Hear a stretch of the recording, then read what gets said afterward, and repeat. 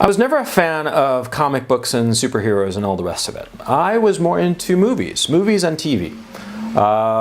Movies, I remember the first movie I went to see was The Poseidon Adventure, and I was into that kind of, 70s disaster flicks, Airport 75, 77, 79.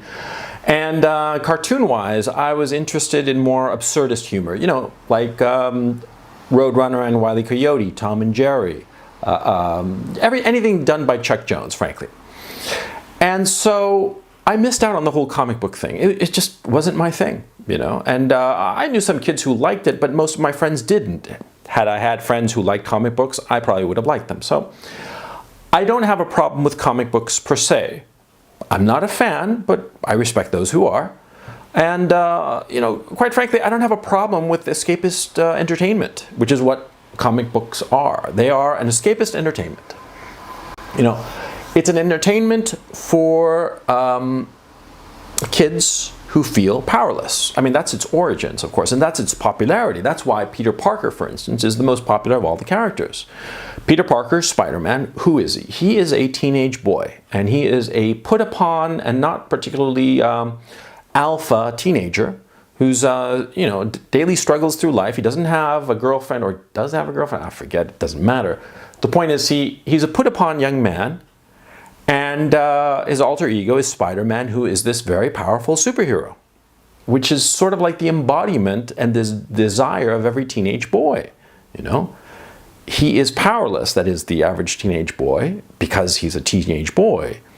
And yet he yearns to have real power and exercise that real power in the wider world, just as Spider-Man does, just as all the superhero does.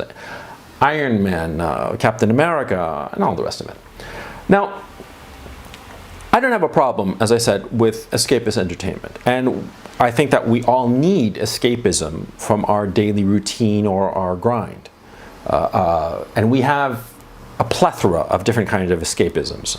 We have entertainments, comic books, novels, movies, music. We have drugs. We have alcohol. We can escape our lives by a myriad of tools at our disposal. So I don't have a problem with escapism because, as I think it was C.S. Lewis, or maybe it was Tolkien, I forget which of the two, said that the only people who hate escapists are jailers. And I firmly believe that. I firmly believe that we shouldn't have a problem with escapism. And we shouldn't have a problem with escapist entertainment. My problem is when people begin to obsess a little bit too much about the escapist entertainment. They start, buying a costume and buying, the armor and weapons of their superhero or whatever. Then I start to think to myself that this is a little weird. Now, recently there's a Comic-Con going on in San Diego, I think. I haven't been following it, but I know that it's going on, and I think it's insane. All of these people indulging in their escapist entertainment. And of course, you who are watching me are going to say, well, you're a big old fuddy-duddy, coach. I mean, what's the problem? They're just having a good time. No, it's not that they're having a good time. It's that they're getting together and reinforcing their psychosis. They are obsessed with comic book characters. They are obsessed with imaginary figures. We should be asking ourselves, why are they obsessed with these imaginary superheroes? Like I said before, superheroes were created to assuage the feelings of powerlessness of teenage boys. But we have grown men in their late 30s, 40s, even their 50s, who are crazy about superheroes. Now, what does that indicate? Well, it would seem to me that it indicates that these grown men feel powerless. These grown men identify with these superheroes who solve all of their problems by way of violence. Now, of course, the superhero who destroys the villain in some epic battle at the end of the episode or run or whatever, there's typical and standard, it's standard for the genre, as it were, and it makes sense because children love that kind of over-the-top entertainment. But for adults, for grown men who find a sort of release by way of the violence of the superhero, what does that indicate? Now, do keep in mind, I'm not saying that we should regulate superheroes or some garbage like that. Of course not. I'm not interested in that kind of thing at all.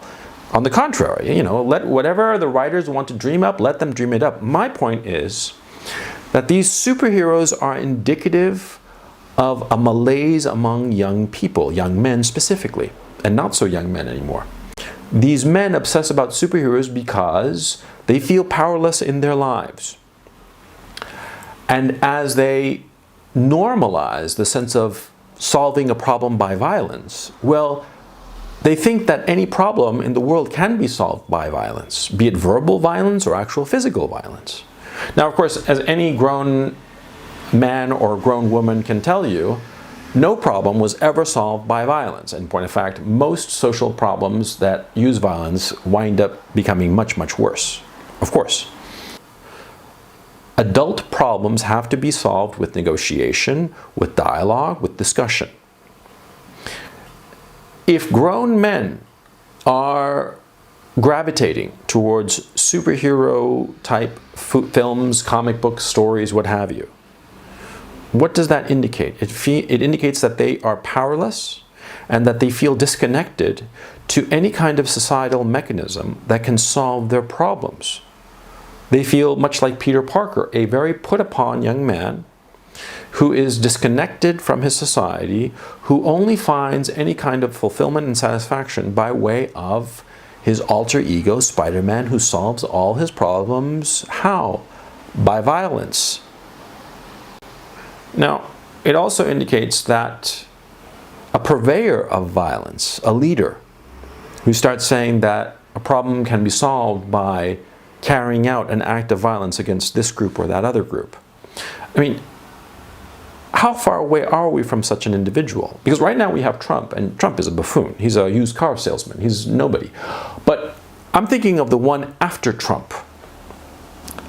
What if we have a leader after Trump who starts selling to the people that the problems can be solved by way of violence, just like the superhero? He is the superhero.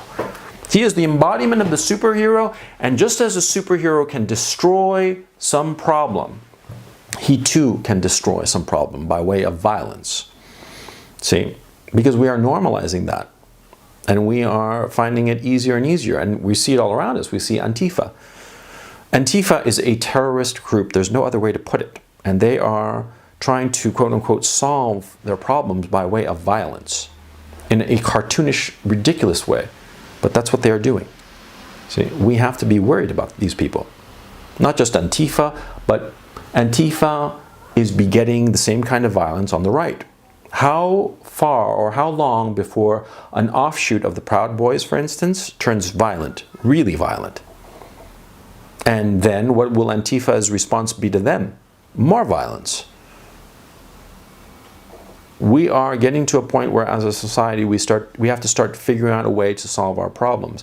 And they can't be solved by way of cartoon characters. They have to be solved in realistic ways. The left is hell-bent on silencing dissent.